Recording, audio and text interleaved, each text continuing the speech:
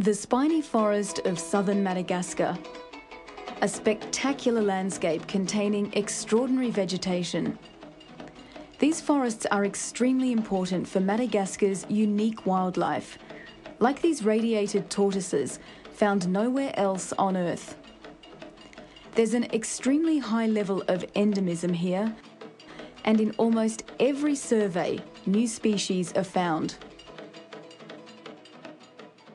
Nous sommes ici dans la forêt épineuse et c'est la forêt sèche de Madagascar. We are in the dry forest in the south of Madagascar. It plays a vital role for the region's flora and fauna, as well as for the local people. Southern Madagascar is breathtakingly beautiful, but it's also a region where many people live in extreme poverty. Daily life for most is a constant struggle. This is the village of Bavala. It has a population of about 500 and it's one of WWF's partner communities. Under the umbrella of the local development plan, WWF is coordinating the establishment of community forest management and protection, something the community has welcomed. They want to protect the forest and they understand it's crucial for future generations. But they want something in return.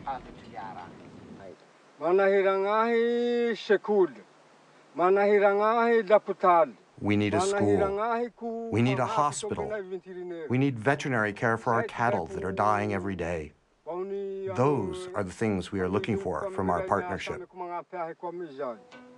Here in Efwetse, another partner community with Madagascar's National Parks Authority, ANGAP, the main problem is access to water. It hasn't rained here since March 2003. Where there's no water, there's no agriculture. Here, no agriculture means little food and nothing to sell.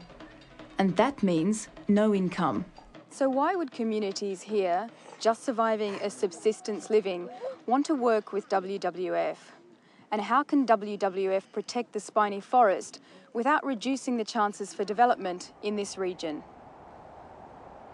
The answer is simple. The spiny forest is their lifeline. First of all, it's a hardware store. It provides wood and other materials for communities' daily needs. It's also a pharmacy. 70% of the known medicinal plants in Madagascar come from here.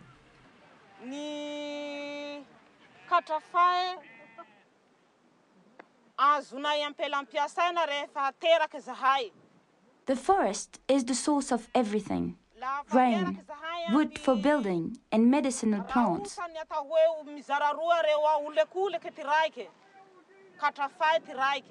That's why we need to protect the forest.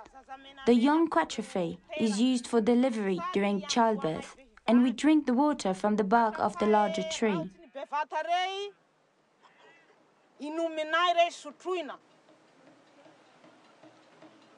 The spiny forest is a sanctuary for tortoises and other species revered by people in this region. And it protects the coast from erosion, helping to prevent desertification. For many communities, the spiny forest is sacred, but due to poverty, traditional practices, which in the past have helped to protect wildlife, are eroding. Many people do illegal things out of necessity. There is a great willingness to protect the forest, but when people need to eat, sometimes taboos break down. The link between conservation, development, and poverty alleviation cannot be underestimated. We know of the poverty in Madagascar, especially in the countryside. Communities are dependent on natural resources, particularly from the forest. Creating a protected area prevents these communities from their traditional lifestyles. That is to say, collecting their daily needs from the forest. We have to work in partnership with other stakeholders to find alternatives and propose other ways of generating income for these communities. Poverty is a conservation killer.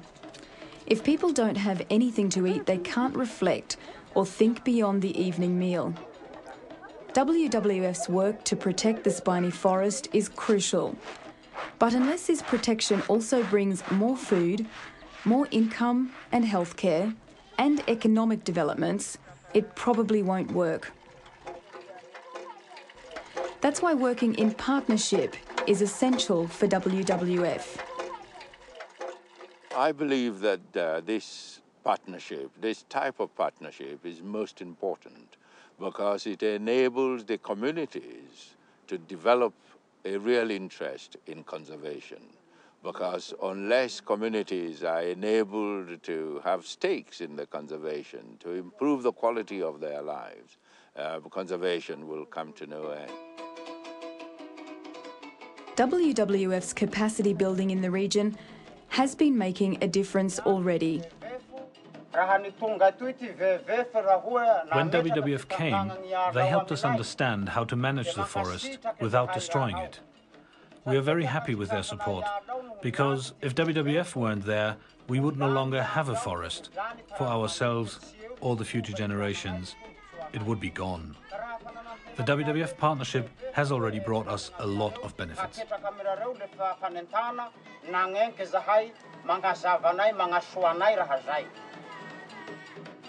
The challenge for the future is to keep these partnerships alive, to meet the expectations of local communities, and to bring fruition to the National Plan for the Environment.